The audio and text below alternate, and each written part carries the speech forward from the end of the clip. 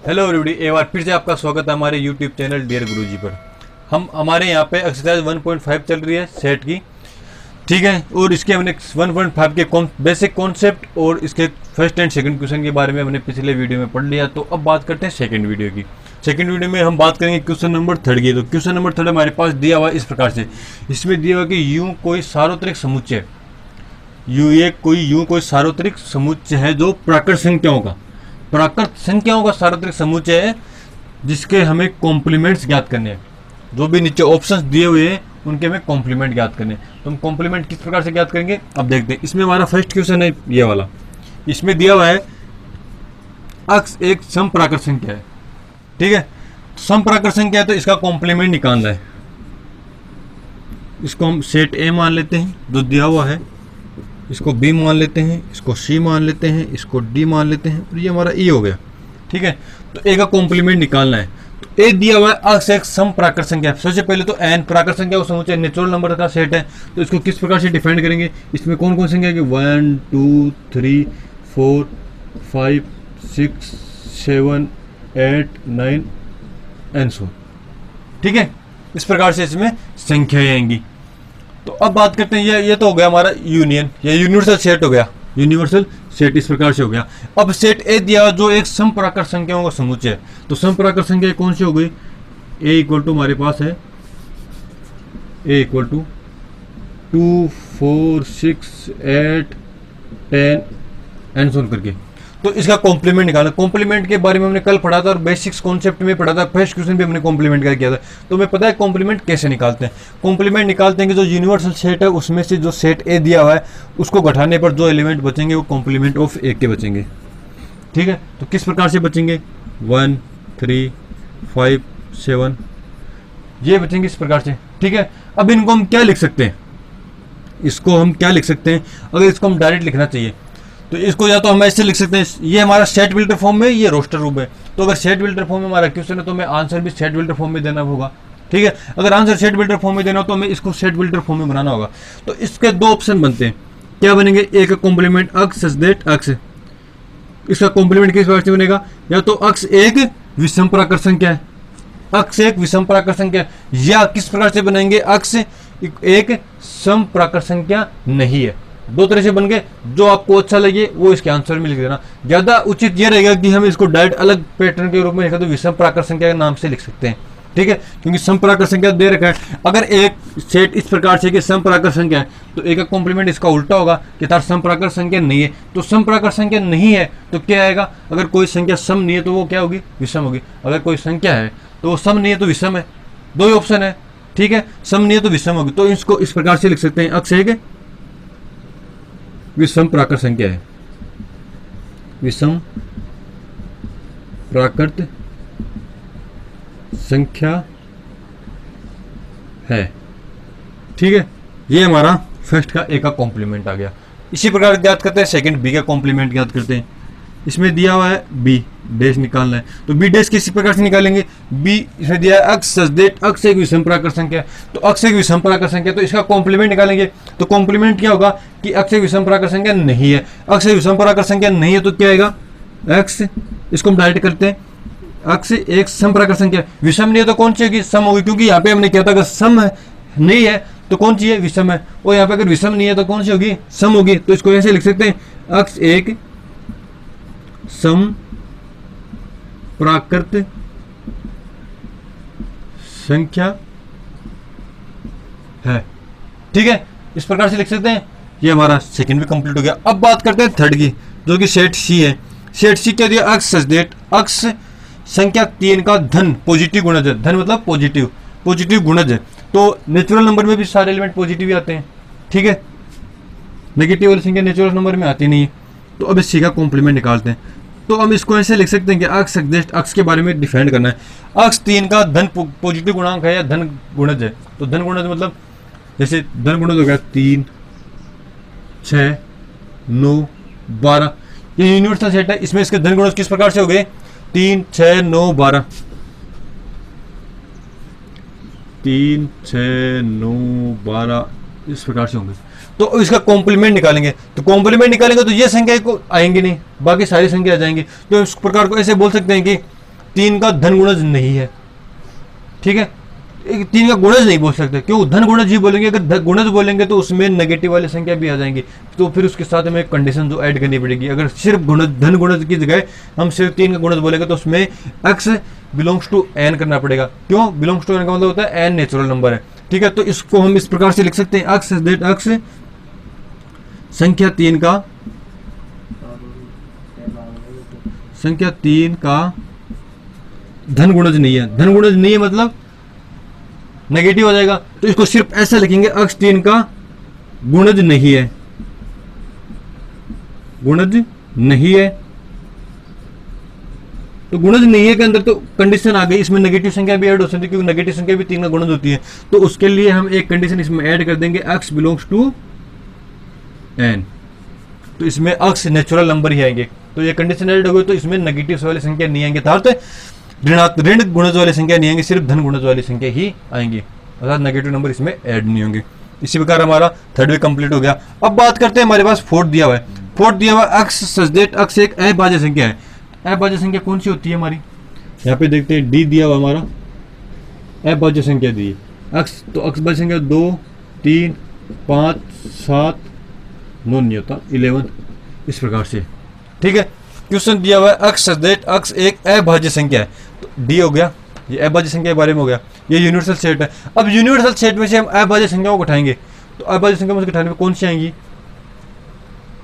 अभाज्य संख्या तो भाज्य संख्या आ जाएंगी। भाज्य संख्या कौन सी होती है? इनके अलावा अभाज्य संख्या को उठाने पर जो संख्या बचेंगी वो सारी भाज्य की भाज्य बचेंगी, सिर्फ इस एक को छोड़ के, क्योंकि एक तो न तो भाज्य में आता है न ही अभाज्य में। इसको बोलते हैं प्राइम नंबर, भाज्य संख्या को बोलते हैं प्राइम नंबर, प्राइम नंबर, ठीक है।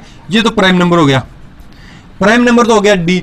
अब अभाज्य संख्या तो हो गई प्राइम नंबर, ठीक है, डी वाली सेट हो गई। अब इनके अलावा जो संख्या बच गई वो भाज्य संख्या बच गई, भाज्य क्या बोलते हैं? कंपोजिट नंबर, कंपोजिट नंबर बच गए।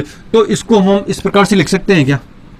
डी का कॉम्प्लीमेंट निकालना है, तो x सच दैट x एक भाज्य संख्या है, भाज्य कंपोजिट,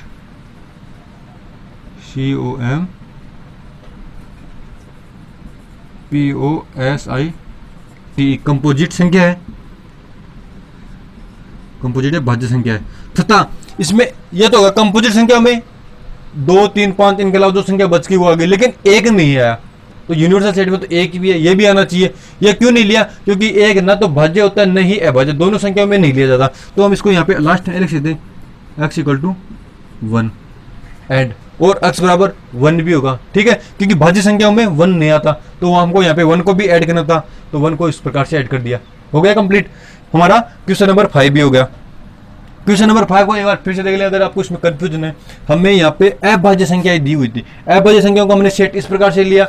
अगर यूनिवर्सल सेट में से इनको घटाएंगे अभाज्य संख्याओं को, तो भाज्य संख्या बचेंगी। ये हमारे आसान से पता चल सकते हैं, क्योंकि भाज्य और अभाज्य दो प्रकार की संख्या होती है इसमें। तो भाज्य को उठाने पर सिर्फ अभाज्य बचेंगे और अभाज्य को उठाने पर भाज्य संख्या बचेंगी। तो हमारे को अभाज्य उठाए तो भाज्य संख्या बची, तो x एक भाज्य संख्या है। लेकिन एक जो होता है वो ना तो भाज्य में आता है न ही अभाज्य में आता है, लेकिन यूनिवर्सल सेट में तो है, तो इसको यहाँ तो ऐड करना पड़ेगा, ठीक है। तो यहाँ पे ऐड कर दिया, लास्ट में x इक्वल टू 1 भी हमने ऐड कर दिया, इसलिए यहाँ पे x को अलग से ऐड किया है, ठीक है। अब बात करते हैं क्वेश्चन नंबर 5 की। क्वेश्चन नंबर 5 दिया, x 3 और 5 से विभाजित होने वाली एक संख्या है, 3 और 5 से विभाजित होने वाली संख्या। तो इसको देखकर हम इसका कंपोजिट निकालेंगे। यहाँ इधर कर देते इसको सोल्व, कि इसको ऐसे बोल सकते 3 और 5 से विभाजित, कोई ऐसी संख्या ढूंढनी जो 3 और 5 दोनों से विभाजित हो। तो ऐसी संख्या कौन सी होंगी? ये का सेट देते हैं 3 और 5 से, तो ऐसा करते हैं दोनों गुणे निकालते हैं, जो इसका गुणे से जो विभाजित होगी वो सभी से होगी, जैसे 3 × 5, ठीक है। तो 5 3 15, तो ऐसी संख्या तो 15 से विभाजित हो वो संख्या ढूंढनी है, वो 3 से भी होगी और 5 से भी होगी, ठीक है। तो सबसे पहली संख्या आ गई बनी 15, फिर आ गई 30, फिर 45, ये संख्या आएंगी। इनके अलावा कोई ऐसी संख्या नहीं आएगी जो 3 और 5 दोनों से एक साथ विभाजित होनी चाहिए। कोई भी संख्या सिर्फ 3 से या 5 से नहीं, दोनों से साथ में विभाजित होगी, तो 3 से विभाजित होगी तो 5 से विभाजित होगी। इसी प्रकार की संख्या ढूंढनी है। तो हम इसको कंपोजिट निकालना है, इसका कॉम्प्लीमेंट निकालना है, कंपोजिट ने कॉम्प्लीमेंट निकालना है। या पूरक समुच्चय निकालना, तो इस प्रकार से लिख सकते हैं कि अक्स सच दैट अक्स एक ऐसी संख्या जो 3 और 5 से विभाजित नहीं है। 3 और 5 से विभाजित नहीं है, 3 और 5 से विभाजित नहीं है, मतलब ये संख्या के अलावा जो संख्या बच गई वो सारी इसके अंतर्गत आएंगी यूनिवर्सल सेट की। ठीक है, इसको हम इस प्रकार से लिख सकते हैं, अक्स सच दैट अक्स 3 और 5 से विभाजित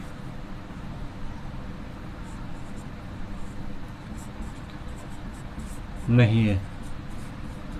ये इसका कॉम्प्लीमेंट हो गया। ठीक है, हो गया। क्वेश्चन 5 कंप्लीट हो गए। अब बात करते हैं इनके आगे की। इसके जो नेक्स्ट पार्ट दिया इसमें हमारे टोटल 11 पार्ट हैं, तो 5 हो गए। अब आगे वाले की बात करते हैं। ये इनका अलग अलग से निकाले हमने, ए का कॉम्प्लीमेंट, बी का कॉम्प्लीमेंट, सी का कॉम्प्लीमेंट, डी का, और ये ई का कॉम्प्लीमेंट इधर निकल गया। ठीक है, क्वेश्चन नंबर 5 तक हमने कंप्लीट कर लिया। थर्ड के 5 पार्ट हमने, क्वेश्चन नंबर 3 का 6 पार्ट है हमारा। अक्स एक पूर्ण वर्ग संख्या है, इसका कॉम्प्लीमेंट निकालना है। इसका कॉम्प्लीमेंट निकालते हैं, देखो किस प्रकार से होगा। जिस वहाँ पे हमने कहाँ तक ले लिया था, ई तक ले लिया था, इसको एफ नाम दे देते हैं, सेट एफ हो गया। तो इसका कॉम्प्लीमेंट निकालते हैं, एफ का कॉम्प्लीमेंट किस प्रकार से आएगा। इसमें देगा अक्स सच दैट अक्स एक पूर्ण वर्ग संख्या है।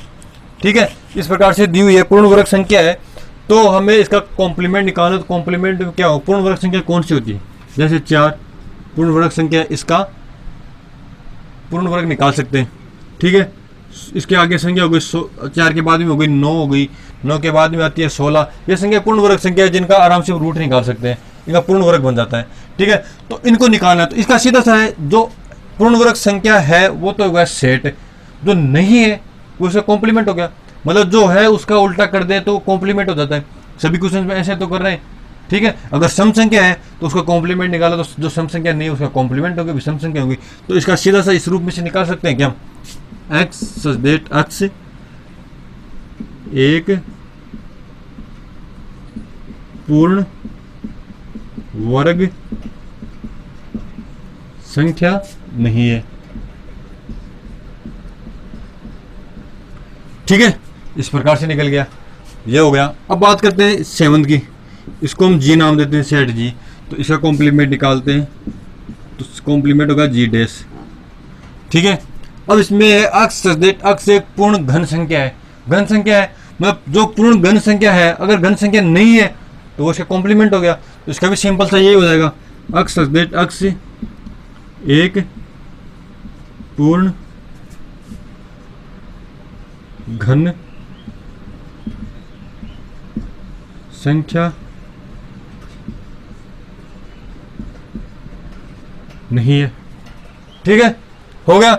अब बात करते हैं 8 की। इसमें एक कंडीशन दी है x + 5 = 8, इसका कॉम्प्लीमेंट निकालते हैं। तो इसका पहले हम x को कंडीशन में रूप में दिया हुआ है, इस कंडीशन रूप को हम पहले सोल्व करेंगे। तो सोल्व करने पर हम इसको ऐसे लिख सकते हैं, x + 5 = 8 हो गया। 5 को उस साइड में भेजेंगे तो x = 8 - 5। ठीक है, तो यहाँ पे x की वैल्यू क्या है, x = 3। ये हमारे x की वैल्यू आ गई। तो यहाँ पे दे रखा है x = 3, तो इसका कॉम्प्लीमेंट निकालना है। कॉम्प्लीमेंट इसको हम h नाम दे देते हैं और h का कॉम्प्लीमेंट निकालते हैं। तो ऐसा कॉम्प्लीमेंट किस प्रकार से आएगा, x ≠ 3 where x belongs to capital N, natural number. इसको भी इसलिए कंडीशन यहाँ पे ऐड करेंगे। क्यों करेंगे, क्योंकि ये नेचुरल नंबर के लिए चल रहे हैं। अगर ≠ में अगर 3 लिखेंगे तो यहाँ पे वो संख्या भी आ जाएंगी जो रियल नंबर के अंदर सारी संख्या आ जाएंगी। लेकिन हमें यहाँ पे कंडीशन सब शुरुआत में दे रखी है कि u एक नेचुरल नंबर है, प्राकृत संख्या को समुच्चय, तो यहाँ पे x बिलोंग्स टू n भी लगाएंगे। हम हर क्वेश्चन में लगा सकते हैं, लेकिन लगाने की आवश्यकता भी नहीं, क्योंकि हमें सिर्फ क्वेश्चन में दिया हुआ ये है कि x एक नेचुरल नंबर का सेट है।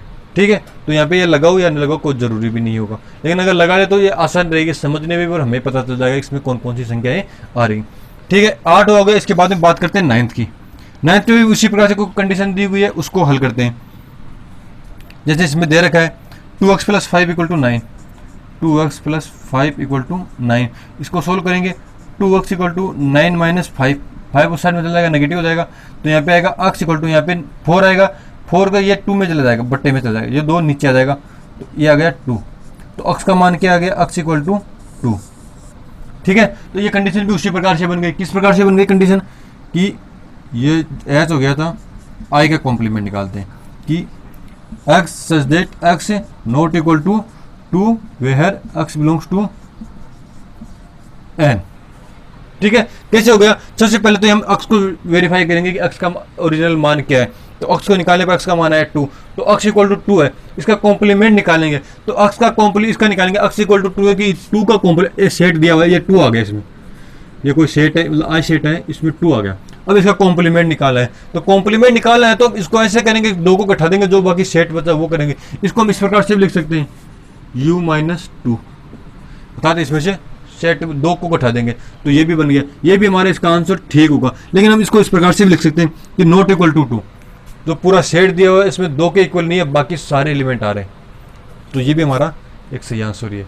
ठीक है, क्वेश्चन नंबर 3 के 9 पार्ट तक हमने सोल्व कर लिया। अब बात करते हैं 10th पार्ट की। 10th पार्ट में दिया हुआ है हमारे को x greater than equal to 7 की x का मान या तो 7 या 7 से अधिक है, तो इसका हमें कॉम्प्लीमेंट निकालना है। ये हो गया हमारा एच आई जे के, जे का कॉम्प्लीमेंट, ये सेट हम जे नाम दे देते हैं। ठीक है, जे का कॉम्प्लीमेंट निकालें तो सबसे पहले इसको सोल्व करेंगे। इसका कॉम्प्लीमेंट किस प्रकार से निकालेंगे? इसमें दिया हुआ कि x के अंदर वो संख्या है जो या तो 7 से अधिक वाली संख्या है, तो 7 और 7 से अधिक वाली संख्या कौन सी होगी? x का मान 7 से अधिक है, 7, 8, 9, इस प्रकार से संख्या चलती जाएंगी जो x का मान है। ठीक है, यूनिवर्सल सेट में, तो इसका कॉम्प्लीमेंट निकालना है। तो कॉम्प्लीमेंट में किस प्रकार से निकालेंगे कि इसमें 7 और इसके आगे एक संख्या नहीं हो, या तो इसको नॉट इक्वल का, तो यहाँ पे नॉट इक्वल का साइन तो लग नहीं सकता, और हमारी ऐसा कोई साइन नहीं हो सकता कि नॉट लेस देन, तो हम इसको ऐसे कर सकते हैं क्या चेंज, x लेस देन 7। ठीक है, ग्रेटर देन तो इसमें आ गया, तो कॉम्प्लीमेंट में क्या आ गया? लेस वाली साइन माइन वैल्यू जाएंगी, क्यों? अधिक वाली साइन तो सेट में आ गई, अगर उसका कॉम्प्लीमेंट निकालना, उल्टा निकालना, तो उसमें लेस वाली वैल्यू आ जाएंगी। लेस में कौन सी आएंगी? 7 से कम की वैल्यू, तो 7 से कम की वैल्यू होगी, तो 7 इसमें इक्वल का साइन नहीं है, इक्वल का साइन यहाँ आ गया तो इक्वल का साइन यहाँ नहीं आएगा। ठीक है, नहीं आएगा तो 7 से कम की वैल्यू आ गई, 6 आ गया, 5, 4, 3, 2, 1, इस प्रकार से ये सेट का मान आ गया। तो हम इसको इस प्रकार से लिख सकते हैं क्या? x लेस देन 7, इक्वल का साइन यहाँ आ गया, 7 यहाँ ऐड हो रहा है तो कॉम्प्लीमेंट में नहीं आएगा, जो इस सेट में आएगा तो कॉम्प्लीमेंट में नहीं आएगा। तो हम इसको इस प्रकार से लिख सकते हैं, इसका कॉम्प्लीमेंट किस प्रकार से आएगा? x such that x less than 7 where x belongs to capital N। आ गया समझ में? क्यों? क्योंकि इक्वल ग्रेटर देन इक्वल वाली वैल्यू तो हमारे जो मेन सेट दिया हुआ है उसके अंतर्गत आ गई। ठीक है, अब इसका कॉम्प्लीमेंट निकालेंगे तो जो इसके अलावा जो भी संख्या आएंगी वो इसके कॉम्प्लीमेंट में ही तो आएंगी ना, तो कॉम्प्लीमेंट में इसके लेस देन वाली वैल्यू आ गई। 7 से ग्रेटर देन की वैल्यू सेट के अंदर है, उसका कॉम्प्लीमेंट निकाले तो 7 से ग्रेटर देन के अलावा की जो भी वैल्यू आएंगी, अर्थात 7 से लेस देन की वैल्यू सारी इसके कॉम्प्लीमेंट के अंतर्गत आ जाएंगी।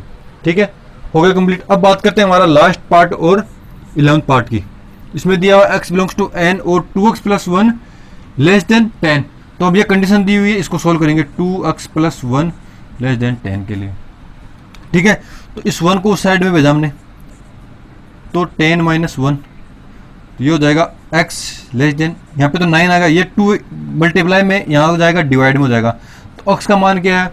x ग्रेटर देन 9/2, x का मान 9/2 से बड़ा है, तो इसका हमने क्या निकालेंगे? कॉम्प्लीमेंट निकालेंगे। कॉम्प्लीमेंट किस प्रकार से आएगा? j हो गया, ये इसको मान ले देते हैं हम k के रूप में, k का कॉम्प्लीमेंट, ये सेट हो गया, k हो गया हमारा। ठीक है, k का कॉम्प्लीमेंट किस प्रकार से निकालेंगे? x सच दैट x ये ग्रेटर देन के लिए है। ठीक है, कि 9/2 से ग्रेटर देन, तो बड़े हैं, इससे वैल्यू क्या आ जाएगी? इसके लेस का साइन लगा देंगे तो इससे छोटी वाली वैल्यू सभी आ जाएगी, तो 9/2 लेस देन 9/2। यहाँ पे इक्वल का साइन नहीं है। ठीक है, तो यहाँ पे हम इक्वल का साइन लगा दें, क्योंकि यहाँ पे अगर 9/2 नहीं आ रहा तो वो यहाँ तो आएगा, कॉम्प्लीमेंट में आएगा। अगर सेट में नहीं आ रहा तो सेट के कॉम्प्लीमेंट में तो आएगा, ऐसी वैल्यू होगी। अगर हम यहाँ पे 2, ये सेट है जैसे यूनिवर्सल सेट, इसमें यहाँ पे 3 को ऐड नहीं करेंगे, अगर 3 को ऐड यूनिवर्सल कोई सेट दिया हुआ ए में इस प्रकार से है 2, 1 है। ठीक है, तो यहाँ पे 2, 1 आ रहा, 3 इसमें नहीं आ रहा, तो 3 इसके कॉम्प्लीमेंट में तो आएगा ही ना, आएगा ना इसके कॉम्प्लीमेंट में। इसी प्रकार यहाँ पे अगर 9/2 इसमें नहीं आ रहा, जो ये कंडीशन दी हुई है, तो इसके कॉम्प्लीमेंट में अवश्य आएगा, तो 9/2 के यहाँ पे इक्वल का साइन लग गया, तो साथ में condition x belongs to capital N हो गया। सिर्फ इतना ही करना था, आसान से है, बहुत ईजी तरीके से हम इनको सभी को निकाल सकते हैं। इसका सीधा सा दिमाग में ये एक चीज ध्यान में रखनी है कि जो हमें सेट दिया हुआ है उसके अलावा जो भी बाकी की संख्या बच गई वो उसमें होंगी, या इसको डायरेक्ट रूप में ऐसे कह सकते हैं कि जो इसमें है वो मतलब उसमें नहीं होगा, तो हम इसके जो है वो तो इसमें है, और जो इसके अलावा जो नहीं है इसमें वो उसमें होगा। ठीक है, कंप्लीट कर लिया। अब बात करते हैं क्वेश्चन नंबर 4 की। क्वेश्चन नंबर 4 हमारे पास दिया हुआ है कि एक यूनिवर्सल सेट है जिसमें 1 to 9 तक एलिमेंट है, इसके दो सबसेट है ए और बी जो इस प्रकार दिए हुए। Then prove that, then prove करना है कि हमारे पास दो से कंडीशन दी है। फर्स्ट तो है, एक सेकंड कंडीशन है वो नेक्स्ट पार्ट में लेंगे हम, नेक्स्ट लेंगे इसके सोल्व करने के बाद में लेंगे। इसमें दिया ए यूनियन बी का whole complement equal to A का कॉम्प्लीमेंट इंटरसेक्शन बी कॉम्प्लीमेंट। यह सिद्ध करना है कि ये दोनों इक्वल होते हैं या नहीं, इसको सेट का उपयोग करके। ठीक है, तो हम इसको सोल्व करना स्टार्ट करते हैं। कैसे हल करेंगे? सबसे पहले तो हम ए और बी का यूनियन निकालेंगे, फिर उसका कॉम्प्लीमेंट निकालते हैं। कॉम्प्लीमेंट किससे निकालेंगे? यूनिवर्सल सेट दिया, हमेशा कॉम्प्लीमेंट यूनिवर्सल सेट के अंदर से ही निकलेगा। ठीक है, तो सबसे पहले ज्ञात करते हैं ए यूनियन बी वाला ज्ञात करते हैं, इसको सोल्व करते हैं, जो इसका मान आएगा वो देखते हैं। तो ए यूनियन बी 2 4 6 8, यूनियन के अंदर हम सभी ए के तो सारे एलिमेंट ले लेंगे 2 4 6 8। ठीक है, अब बी के सारे एलिमेंट, लेकिन वो एलिमेंट जो ए में आ चुके हैं उनको ऐड नहीं करेंगे। तो 2 पहले से आ चुका है, उसके बाद में हमारा हो जाएगा 3 5 और 7। ये इसका ए और बी का यूनियन आ गया। ठीक है, ए और बी का यूनियन ये आ गया। अब बात करते हैं इसके कॉम्प्लीमेंट की। ए यूनियन बी का कॉम्प्लीमेंट निकालते हैं। तो ए यूनियन बी का कॉम्प्लीमेंट, जो भी हमारा ए यूनियन बी है उसको यूनिवर्सल सेट में से बैठा देंगे। अगर जो भी एलिमेंट यूनिवर्सल सेट में ये वाले एलिमेंट है उनको उठा देंगे, बाकी के एलिमेंट यहाँ पे आ जाएंगे। तो यहाँ पे देखते हैं फर्स्ट इसमें नहीं है, तो ये आ गया 1, 2 है, 3 भी है, 4 भी है, 5 भी है, 6 भी है, 7 भी है, 8 भी है, 9 नहीं है। तो सिर्फ इसमें 2 एलिमेंट आएंगे ए और ए यूनियन बी के कॉम्प्लीमेंट है 1 और 9, 2 एलिमेंट आएंगे। तो इसको तो हमने सोल्व कर लिया। अब बात करते हैं इसके सेकंड भाग की। ये तो हमारा हो गया एलएचएस, एलएचएस लेके चलते हैं। अब इसको आरएचएस को सोल्व करते हैं। इधर आरएचएस, आरएचएस में हमें दिया हुआ है ए का कॉम्प्लीमेंट इंटरसेक्शन बी का कॉम्प्लीमेंट। तो हम ऐसा करते हैं, ए का कॉम्प्लीमेंट निकाल लेते हैं, फिर बी का कॉम्प्लीमेंट निकालते हैं और फिर उन दोनों का इंटरसेक्शन लेते हैं। तो एक ये दिया हुआ, इसका कॉम्प्लीमेंट निकालेंगे। तो ए का कॉम्प्लीमेंट किस प्रकार से ज्ञात करेंगे? 2 4 6 8 को यूनिवर्सल सेट में से घटा देंगे। तो 2 तो 1 आ गया, 4 है तो उसके बाद में 3 आ गया, 4 नहीं आएगा, 2 भी नहीं आएगा, फिर आ गया 5 आ गया, 6 भी है इसमें तो 6 आएगा नहीं, 7 आएगा, 8 भी है तो 8 आएगा नहीं, 9 आएगा। ये हो गया, इसका ए का कॉम्प्लीमेंट आ गया। अब बात करते हैं बी के कॉम्प्लीमेंट की। इस सेट से हम बी का कॉम्प्लीमेंट निकालेंगे। ये एलिमेंट इसमें से घटा देंगे। कौन से? इसमें 2 को घटाना है, 3 5 और 7। इनके अलावा जो भी एलिमेंट बच गए वो इसमें ऐड कर देंगे। तो इसमें हो गया 1 4 6 8 और 9। बी का कॉम्प्लीमेंट में ये एलिमेंट आ गए। ठीक है, हाँ। अब है इसमें दिया हुआ ए इंटरसेक्शन बी डैश, तो ए का डैश का और बी का इनका इंटरसेक्शन लेना है। तो ए डैश ए का कॉम्प्लीमेंट इंटरसेक्शन बी का कॉम्प्लीमेंट। तो इंटरसेक्शन निकाला था, ये 2 सेट है। अब हमारे पास 2 अलग नए सेट आ गए। ठीक है, ये 2 नए सेट आ गए। अब इनका कॉम्प्लीमेंट निकालना है। कॉम्प्लीमेंट इंटरसेक्शन लेना है, कॉम्प्लीमेंट हमने निकाले, इंटरसेक्शन लेना है। तो इंटरसेक्शन क्या करेंगे? इंटरसेक्शन हम कैसे लेते हैं? पिछले एक्सरसाइज में हमने पढ़ा भी होगा। तो इंटरसेक्शन में जो भी इन दोनों सेटों में कॉमन एलिमेंट है, ये दो एलिमेंट इसमें भी हैं, ये 2 एलिमेंट इसमें भी हैं। ठीक है, इनके अलावा कोई भी एलिमेंट इन दोनों में सेम नहीं है। तो इंटरसेक्शन में हम वो एलिमेंट लेते हैं जो दोनों सेटों में कॉमन हो। ठीक है, तो इनमें कॉमन 1 और 9 है, इसमें 1 और 9, तो दोनों में आ रहे हैं, तो 1 और 9, तो इसका कॉमन एलिमेंट आएगा 1 इक्वल टू 9। ठीक है, ये सेट आ गया। अब इन दोनों को इक्वल करते हैं। ए यूनियन बी डैश का मान भी सेट 1 9 आ रहा है, 1 9 एलिमेंट आ रहे हैं। तो ये इससे हमारा प्रूफ होता है। Then A union B dash, इसको फर्स्ट इक्वेशन दे देते हैं, इसको सेकंड इक्वेशन देते हैं। यहाँ पे लिखते हैं by equation first and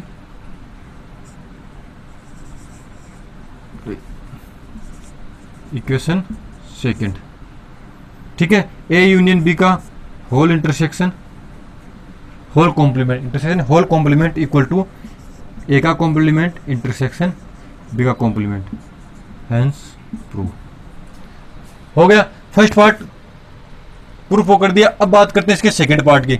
second part क्या है? फर्स्ट को हमने इसके कॉम्प्लीमेंट के रूप में जो कंडीशन दी गई उसको सेटिस्फाई किया, जो भी हमारे सेट दिए हुए थे। इस होते हैं सेकंड पार्ट की। ये सेकंड पार्ट वाला हमें सेटिस्फाई कराना है कि ये जो कंडीशन इसमें दे रखी है वो सही है या नहीं है। ठीक है, अब बात करते हैं, जैसे कि हमने पिछले में निकाला, पहले उसमें ए इधर यूनियन दिया हुआ था, इधर इंटरसेक्शन था, अब ये इसका विपरीत है, तो ए इंटरसेक्शन बी निकालेंगे। तो सबसे पहले हम ए इंटरसेक्शन बी निकालेंगे, उसका कॉम्प्लीमेंट निकालेंगे, फिर ये निकालेंगे, ठीक है। तो सबसे पहले इसको सोल्व करते हैं एलएचएस को। एलएचएस में क्या है दिया हुआ है, ए इंटरसेक्शन बी, इसका कॉम्प्लीमेंट बाद में निकालेंगे, पहले ए और बी का इंटरसेक्शन निकालते हैं। तो इंटरसेक्शन का मतलब है जो भी कॉमन एलिमेंट है इन दोनों में कॉमन एलिमेंट है, सिर्फ वो निकालते हैं। तो ए और बी में 2 2, इधर 3 5 7 है, 4 6 8 है, तो इसमें सिर्फ एक ही एलिमेंट कॉमन है, वो आया 2, तो इसका मान आएगा 2, ठीक है। अब इसका कॉम्प्लीमेंट निकालते हैं, तो ए इंटरसेक्शन बी का होल कॉम्प्लीमेंट निकालेंगे।